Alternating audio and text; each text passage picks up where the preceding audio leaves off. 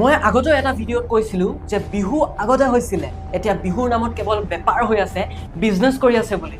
আৰু এনেকুৱা কিছুমান বিহু হুঁচৰি দল আছে, এনেকুৱা কিছুমান বিহু কমিটি আছে, যোনে কেৱল বিহু আহিব আৰু আমি টকা ঘটিম বুলি বাট চাই থাকে।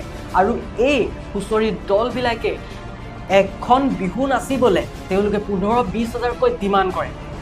হুঁচৰি গালে সিহঁতি কোৱা মতে 15,000 টকা দিলোঁ।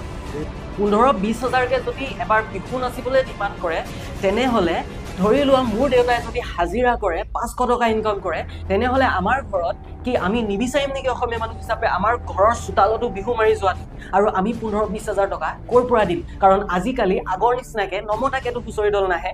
আৰু এই কমিটিৰ অভিযোগ অনুসৰি এই যি ঘটনাটো হ'ল, কমিটিৰ অভিযোগ অনুসৰি তেওঁলোকক মাতিছিল 8টা বজাত, তেওঁলোকে আহিল 9টা বজাত। তেতিয়াই তেওঁলোকৰ বিবাদ আৰম্ভ হয় আৰু তেওঁলোকক যেতিয়া ধূপ ধূনা জ্বলাই তেওঁলোকক আদৰিবলৈ যোৱা হয় আৰু তেতিয়া কোনোবা কমিটি মানুহ এজনে তেওঁলোকক ঢোলটো বজাই অলপ নাচি দিবলৈ কওঁতে তেওঁলোকে কি কৈছিল? তাৰপিছত ছোৱালীকেইজনী ক'ল ভণ্টি আহা নাচাহে। যিবিলাক অবাইচমান মাতি পেলাই কৈছে আমাৰ বোলে আপুনি মাতিলে আমি নাচিমগৈ নেকি।